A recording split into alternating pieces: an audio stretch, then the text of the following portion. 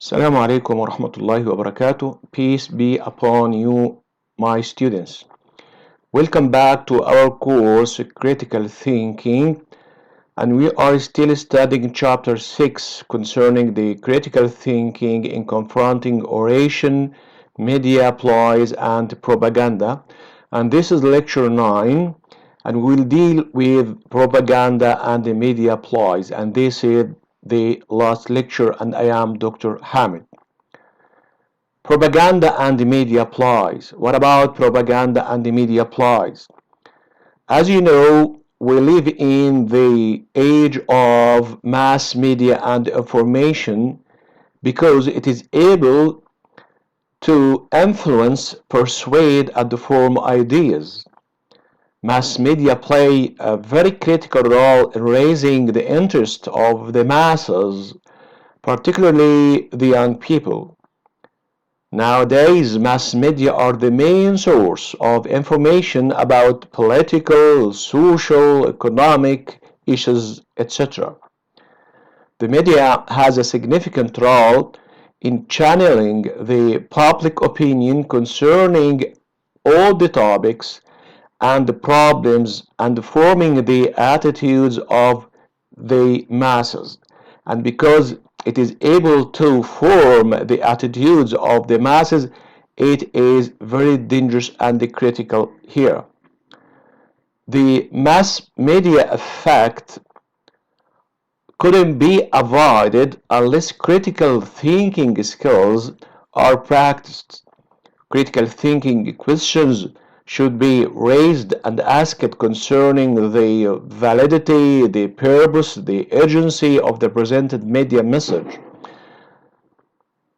Critical thinking questions should be raised concerning the validity, purpose, and the urgency of the presented media message.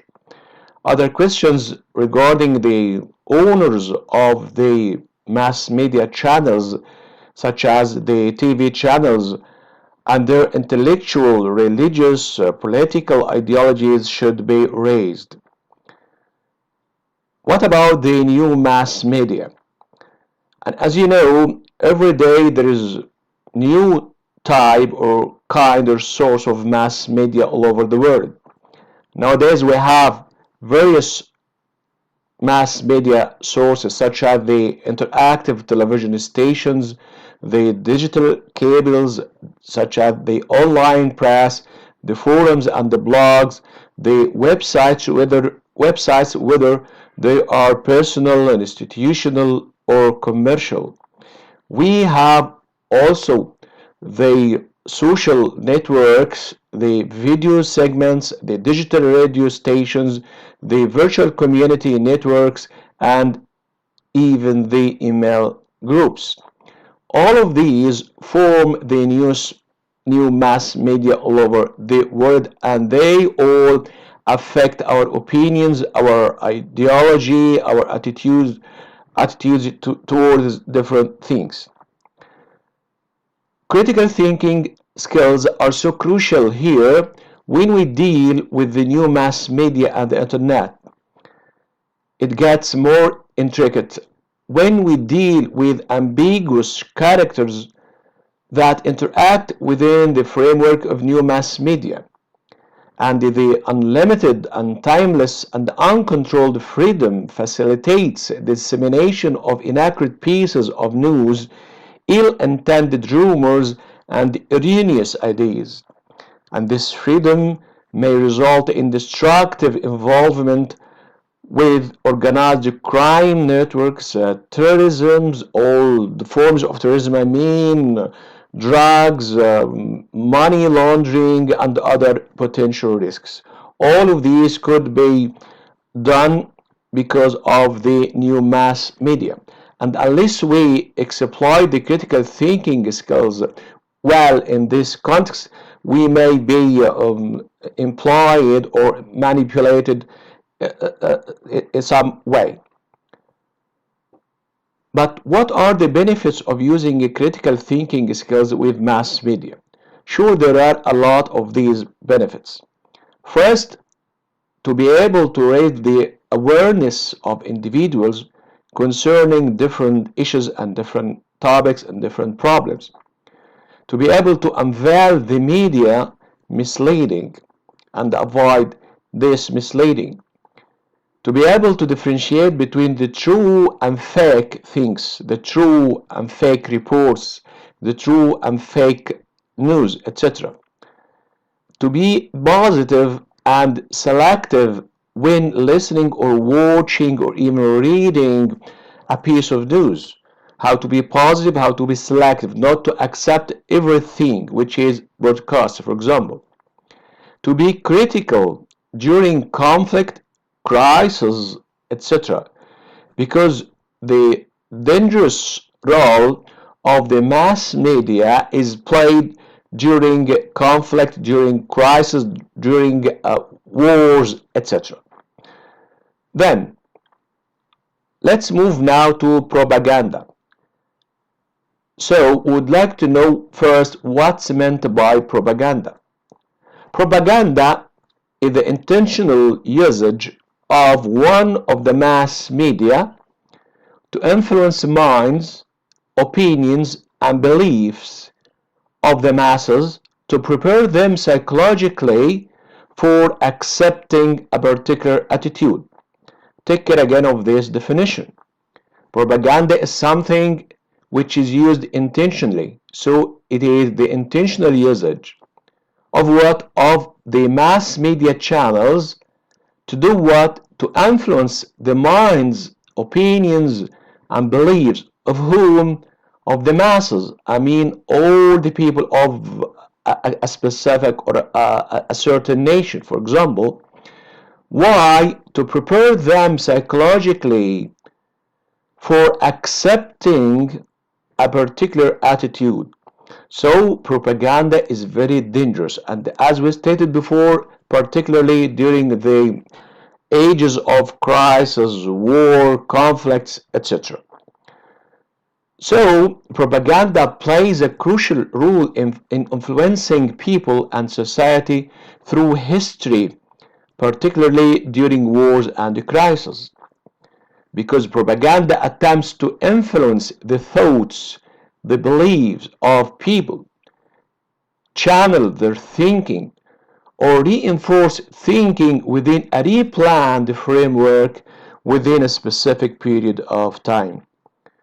Propaganda, in fact, plays a significant role nowadays when it is given more room on the internet, which has become accessible for everyone all over the world.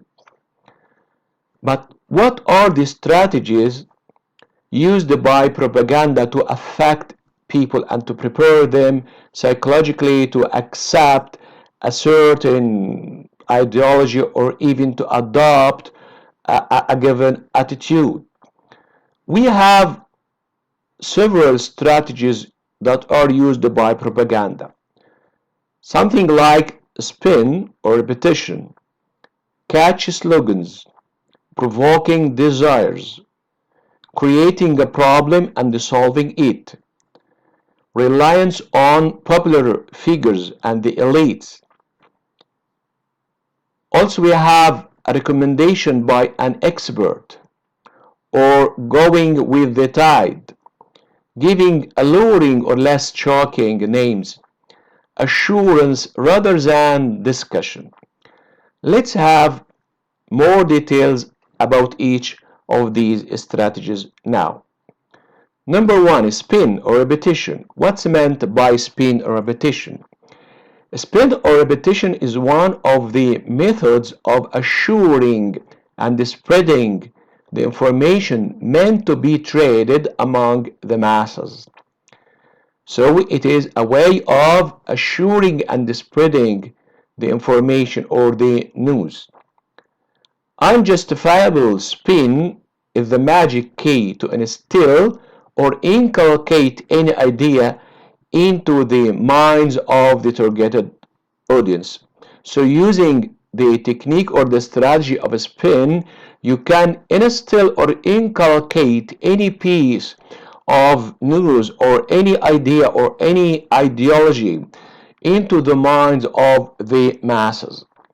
Spin, in fact, is very common in case of the political issues, political campaigns, social propaganda, and even in case of the advertisements. Let's look at this picture. There's something called spin rooms. Spin rooms. They are called spin rooms like that. Why? Because public figures use press conferences so often as a way to control the timing and the specificity of their messages to the media that press conference facilities have been nicknamed spin rooms. Yes, the press conferences or the press conference facilities have been nicknamed as spin rooms. Why? Because the information, the news, the pieces of news are repeated and repeated once again. Propaganda, and as you know, this is the one of the most famous political figure in all ages. Yes, leader, we will follow you. The second technique or strategy used by propaganda is the catchy slogans. But first, what's meant by a slogan? A slogan is a symbolic phrase which may include a classification, molding, or disseminating a stereotype image. So simply, a slogan is a symbolic phrase or a group of words which may include a classification, molding, or disseminating a stereotype image. A slogan may aim to make a certain idea pervasive and dominant, but in most cases it depends on evoking people's emotions. A slogan is a common technique in political and commercial propagandas. A carefully chosen slogan is usually used for each propaganda campaign, whether this propaganda campaign was political, social, commercial, etc. Let's have some examples. This is one example of political slogan, and this adopted by President Trump during the political campaign or the elections of 2020 in the United States. The slogan simply is "Keep America Great." And as you know, it is disseminated and spread like that everywhere, on everything, on the hats, on the t-shirts, etc. And the slogan here is only 3 words. It is very concise, but it is very effective at the same time. It is choosing carefully to affect the masses of people to be with Trump in his presidency campaign. So this is "Keep America Great." 3 words only, but it is very effective like that. Keep America great. And there's some kind of association here between keeping America great and to elect or to renew the presidency of Trump. So we have also some kind of commercial slogans. For example, one of the famous toothpaste products in America and all over the world uses the slogan "Close Up." Close Up. Though it doesn't assure that it mainly aims to protect teeth from decay. You know, it is a toothpaste, so it should protect teeth from decay. But what about the catchy slogan used by this commercial? In fact, the phrase "close up," this is a noun, means a photograph taken from a short distance that gives a very detailed picture. When you come close to someone, you are very near, very close to him, like that. Something like she took a stunning close-up of him. This is a picture or a photograph taken from a very short distance to be close or very close to somebody.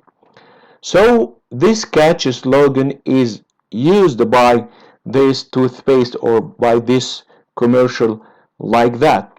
It means that when you use this toothpaste, you can come close to any person without any kind of embarrassment. Okay, you can dare to do that because your breath is fresh, your teeth is clean, etc.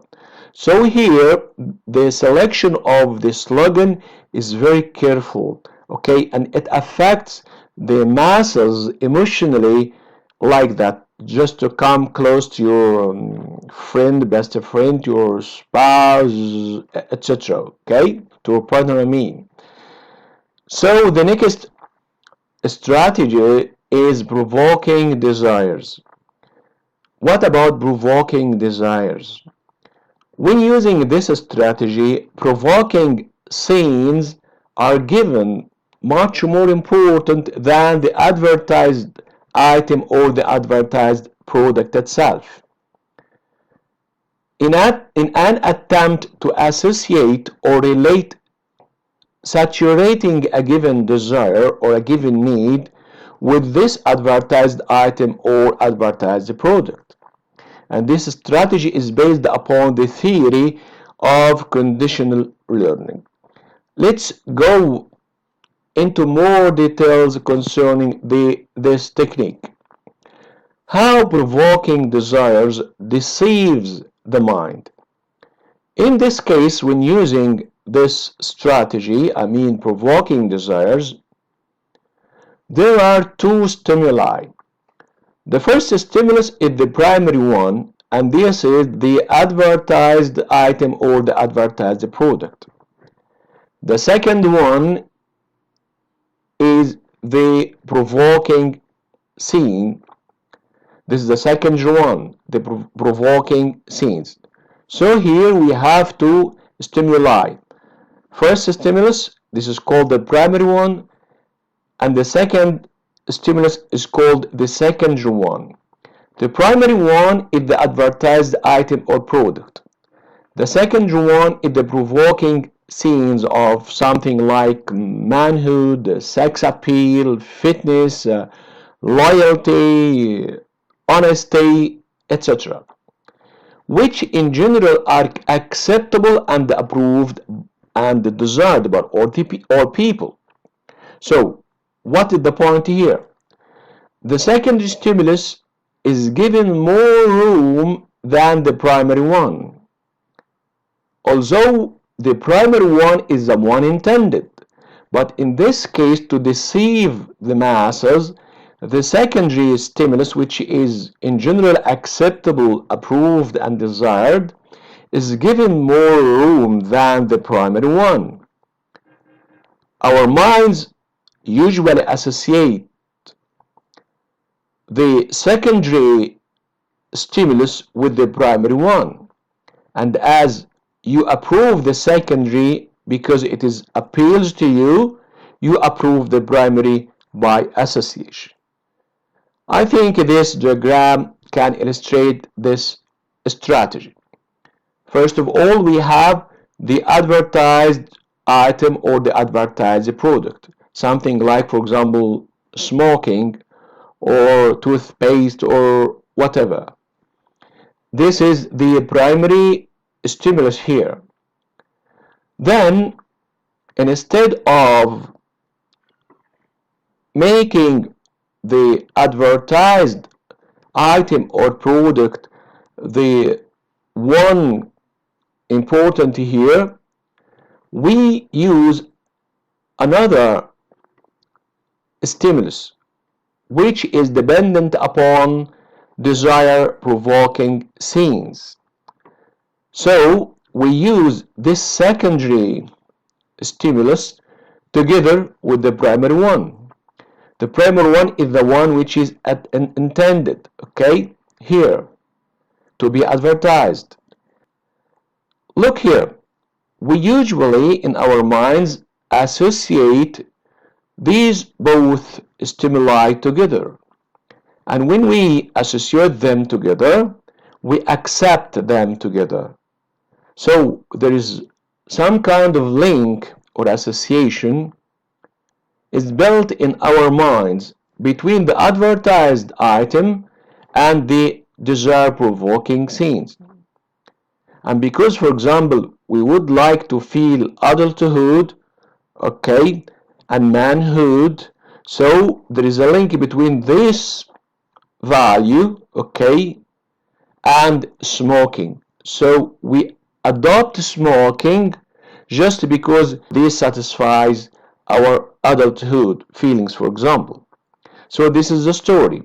Two stimuli, we associate them together and then we accept them together.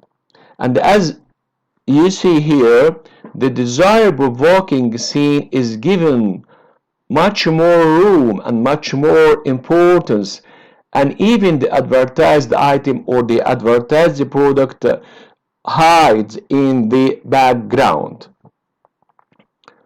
Smoking ads are associated with provoking manhood and adulthood.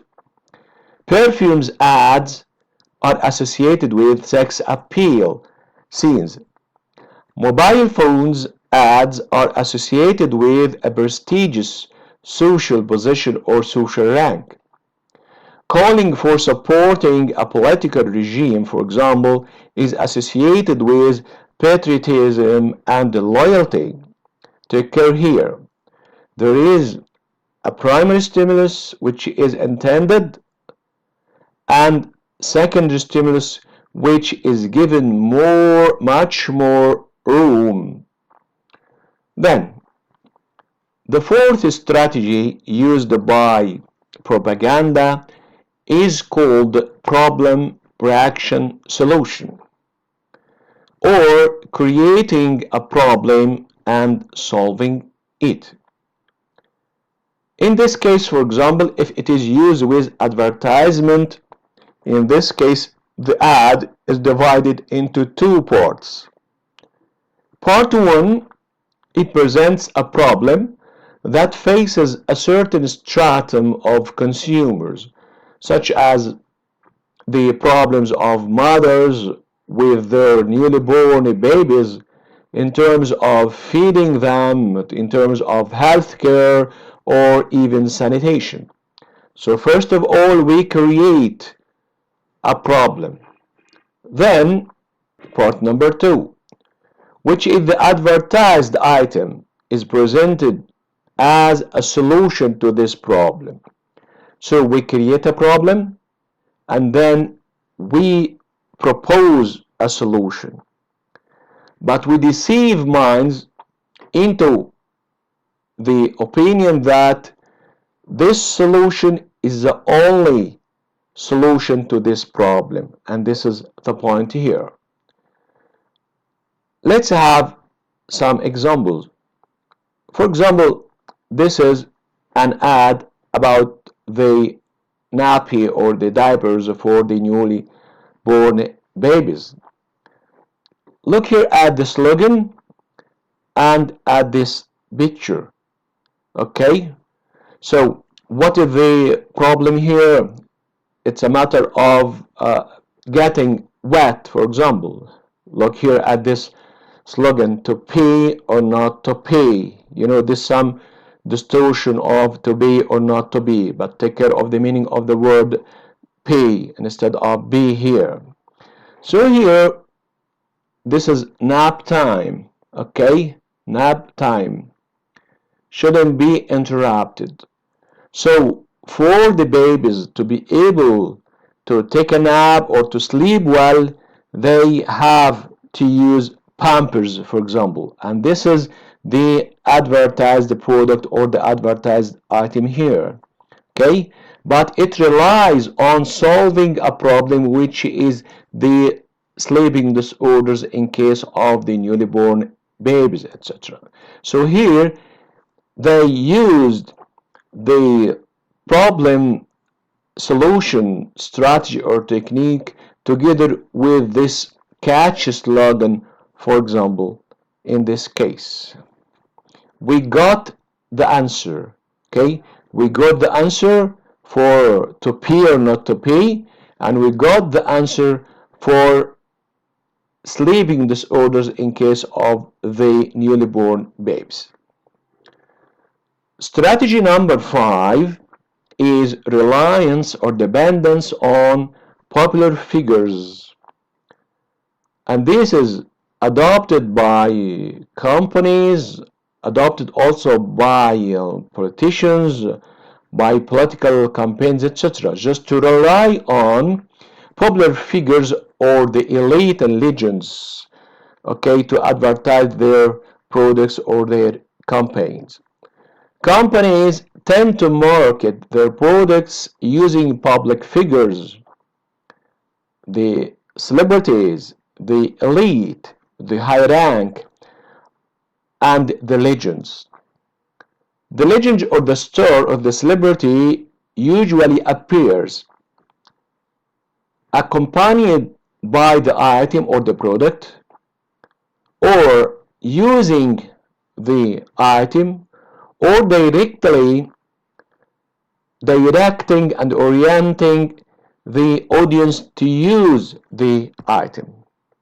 So this could be indirect, like number 1, or direct by usage, or even directing the audience and the masses to use this item. Here, look, what about Nike? You know, this is the best Nike ad. They used a legend here, sports legend or sports star here. And this is, you know, this is Nike. We have also here Cristiano Ronaldo. How much was he paid to do that, to adopt this ad? Okay, this is Nike again. Okay, so here he's just he just appears with the product. In this case, he uses the product. He uses a product here, but here he just appears with the product like this. You know, our star Egyptian footballer Mohamed Salah with Pepsi advertisement. Watch. اصحى قوم قدامك يوم طويل. الحلم اللي انت عمال تحلمه نهار وليل تقدر توصله النهارده وحالا. مفيش حاجه اسمها مستحيل. الناس النهارده كلها صاحيه مستنياك، متعشمين فيك تفرحهم. كل ما بتعلي سقف طموحك بديهي بتعلي سقف طموحهم، وبيتباهوا بيك وبيشوفوا كمان احلامهم فيك. عارف يعني ايه تبقى مصدر البهجه لاصحابك وناسك واهلك وناس ما تعرفهمش؟ عارف يعني ايه تكون بتمثلهم وما تخذلهمش؟ يرفعوا راسهم لفوق وعينيهم في عين اي حد ينافسهم ولا يعاديهم. اصرارك وتحديك بيقربهم وبيجمعهم. اصرارك وتحديك حقيقي هو ده اللي هينفعهم. اثبت ذاتك، اثبت ذاتك، وخلي التاريخ يكتب عن قصة حياتك. وانت مش لوحدك، وما بتعملش ده بس لنفسك ولا عشان ترضي غرورك لما تفوز على اللي نفسك، لا. 90 مليون حواليك، 90 مليون وعالم ب3 ألوان. هو ده اللي هيقويك وهتقدر. يلا تقدر. As you watch it here, this ad is very important. Why? Because it used several techniques or strategies of propaganda and media ploys. So we have here to ask several questions. The first one, for example, what is the relationship between Mohamed Salah as a famous footballer or star in the field of sports, football, and Pepsi as a soft drink? He's not at all an expert in soft drinks, for example. Then, what about the product itself? They advertise the product. As you watch it, the advertised product only appeared in the beginning of this ad and at the last of this ad. And even the store didn't appear using this product, but just appear in an ad adopting this product. So this ad is professionally prepared using several propaganda and media ploys technique. Well, number 6 of the strategies used by propaganda and media ploys is a recommendation by an expert or a recommendation by an academic or a scientific research. An expert such as a dentist, a physician, a psychologist, a fashion expert, etc. is presented to recommend a specific product as the best choice. And instead of hiring an expert, sometimes the marketing campaign may be based on misleading or alleged scientific research. And this is the problem here. Take care here. Whether they use an expert, who recommend their product as the only solution and the best solution in the context, or even using misleading research results or alleged scientific research. And as long as people usually accept the results of scientific research and usually accept the words and the recommendations of experts in any field, they usually accept this advertised item or product as the best choice or the best solution for a given problem or a given issue here. But take care here. These are called false advertising. So what's meant by false advertising? False advertising is the use of false, misleading, or unproven information to advertise products to consumers. Whether this information is based on scientific research or statistics or surveys, etc. And a false advertisement can further be classified as deceptive ad if the advertiser deliberately misleads the consumer as opposed to making an honest mistake. And this, by the way, is considered a violation of the law. An ad is misleading if it deceives or is likely to deceive its audience and affect their economic decision making. So it is not allowed, in fact, by the law to deceive the audience, to deceive the masses. And this is called false advertising, and it is some kind of law violation. Well, number 7 of the techniques or strategies used in case of propaganda and media ploys is going with the tide. Producers tend to market their products as being the most popular and the most used one, and because of its alleged popularity, usually people accept it because it is popular, it is the most used one. And the advertisers in this case may resort to true or untrue data, true or untrue statistics. They may use even fake statistics and the fake data to persuade people to adopt their product or to use their product. I think one famous example here is the adverts of washing powders. Number 8 is giving alluring or less shocking names.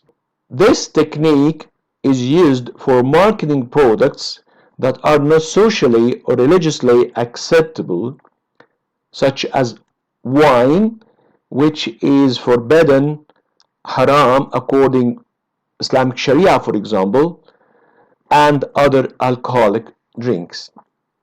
They are usually given different appealing names, such as spiritual drinks.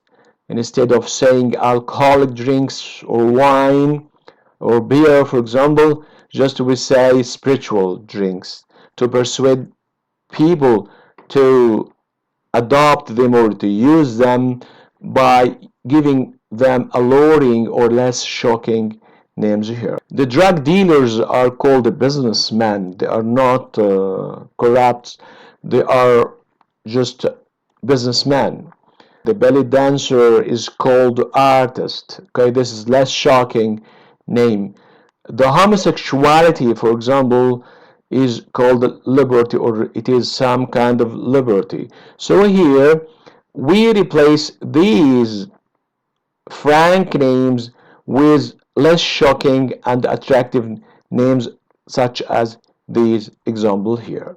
And this is some kind of deception, because they are trying to deceive the audience by using attractive or less shocking names. Number 9, this is assurance rather than discussion. Okay? Mass media presents opinions or ideas as if they are undeniable and beyond controversy. They even avoid responding to the other opinion or opinions for fear that they should shed light on it or aid in spreading it by drawing attention to it. So in case of assurance rather than discussion, you shouldn't discuss the other ideas, the other opinions. You have to assure yours. You have to adopt and to stick to your opinion only, and not even try to shed light on the other opinion. Otherwise, people may adopt it. I think this one was adopted by the Egyptian Pharaoh here in the Holy Quran in Surah 40 verse 29, Surah Ghafir. Allah says, Pharaoh said, I don't show you except what I say, and I do not guide you except to the way of right conduct. This is, some kind of assurance instead of discussing other opinions. Then, what are the other strategies adopted by media exploitation and misrepresentation? We have here 4 common strategies to misrepresent an opinion or to misrepresent a guest and deceive the audience. The first one is called 2 unequal guests. The second is unequal span of time. Number 3, making fake phone calls. Number 4, presenting fake and fabricated reports. In case of the first ploy, these 2 unequal guests. In this case, 2 unequal guests are invited to discuss a certain issue in a given TV channel, for example. They are completely unequal. One is efficient and the other is very weak. One of these guests is efficient in what? Is efficient in presenting the argument that aligns with the media directives, so as to defeat the other guest. So one here is efficient and competent, okay, and the other one is weak. So this represents the idea or the opinion which is adopted by the media directives, and this is the opposed idea or the opposed opinion here. So this is very efficient and this is very weak. Okay, and when the audience watch debate, they can be deceived that this opinion is stronger than the other one, or this opinion is true and the other one is false, just by using two unequal guesses. The second technique is unequal span of time. We have here also two guesses. Okay, this may be efficient, okay, and that one may be efficient. They are on equal terms in terms of efficiency. Okay, but what is the point here? This one who is adopting the opinion of or the directives of the TV channel owner, for example, is given more time, is given a span of time much more than that one. So here, more time for this guest who is supporting the directives of the media or the channel owner, for example. That one is not given his or her opportunity to express his ideas, to express about his ideology, etc. So the audience again is deceived into that this one is stronger, or this opinion or this ideology is better than that one, or even this is true and this is false. Number three, to make fake phone calls. And this is some kind of deception and telling lies. Making fake phone calls which are pre-planned. Okay, these phone calls are pre-planned before, going live, and meant to refute the view of the opposing guest. So we have to guess again, but we are using or making fake phone calls which are re-planned before the episode or before going live, like that. And all of these are fake phone calls. Number four, presenting fake and fabricated reports. And this, to make fake and fabricated reports, this is something very easy nowadays, using the technology and the software and programs, something like Photoshop, audio visual programs, etc. You can easily fabricate any report, okay, to make it fake. So presenting fake and fabricated reports to reinforce the media directives, the opinion which is adopted by the TV policies of the TV channel owner, and to pretend that those interviewed individuals represented the whole people. Okay, and this is completely wrong, because this is just 1, 2, 3 individuals who represent themselves. They do not represent the masses, they do not represent the whole people here. So they are fake reports in terms of the sample taken. It is not a representative sample of the population. It is biased, for example, sample, or even they are fake people like this. The question here is, then, how can we confront propaganda and the media ploys? I think critical thinking is very effective here. We have to resort again to critical analysis and the critical thinking questions.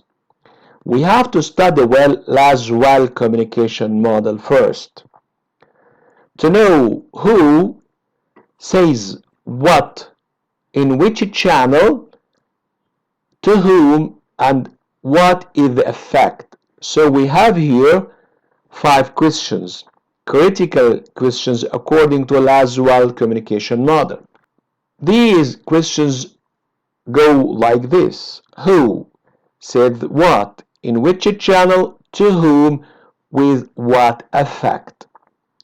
So, who, this concerning the communicator, says what concerning the message itself, in which channel, concerning the medium, to whom, concerning the audience, and finally with what effect, concerning the effect of this message, the effect of this message.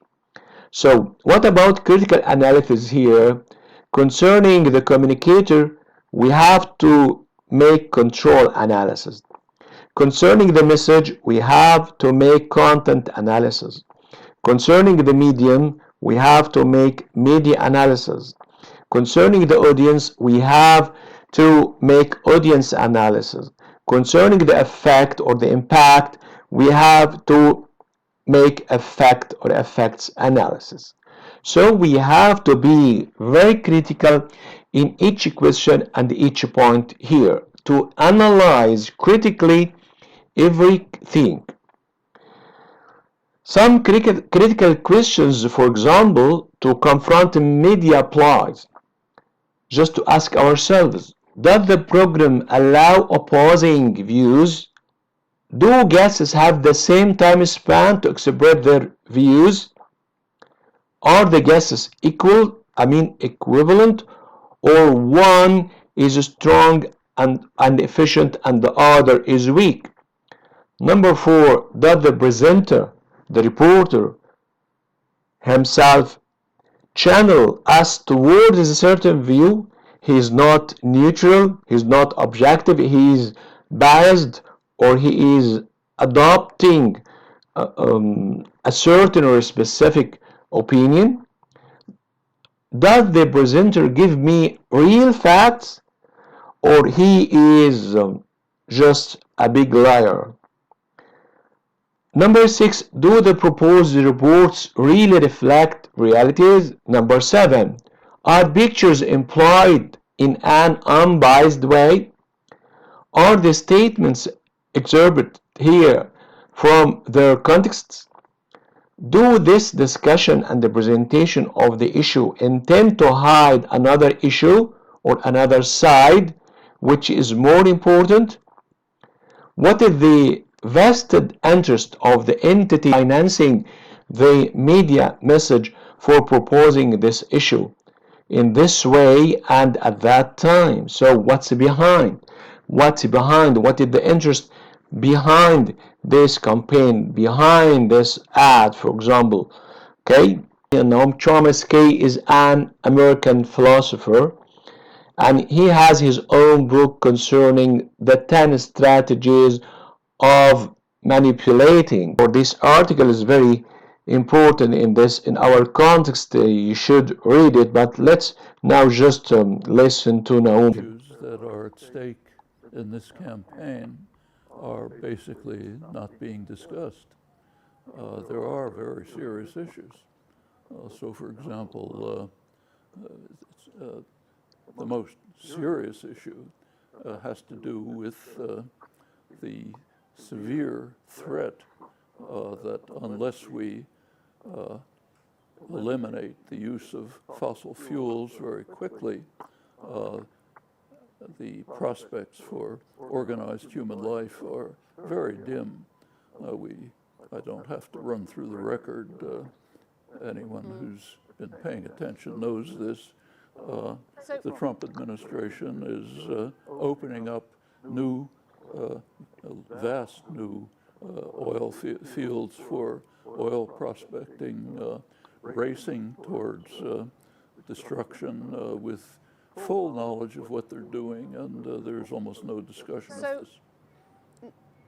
Noam Chomsky, let me ask you then, it sounds like to you it is actually what President Trump is doing that worries you. It's not the language, it's not the rhetoric, it's not the culture war. It goes right to the heart of his policies on the environment. Okay, this is enough. You can watch this So, for example, if you take video fully on YouTube, and this is another video illustrating the 10 strategies of Noam Chomsky. You can even watch it on the YouTube channel. This is the end of our lecture, and this is the last one. By the way, I wish you the best of luck, and again, before trying to change the world, try to change yourself first. Until seeing you, have a nice time and good luck.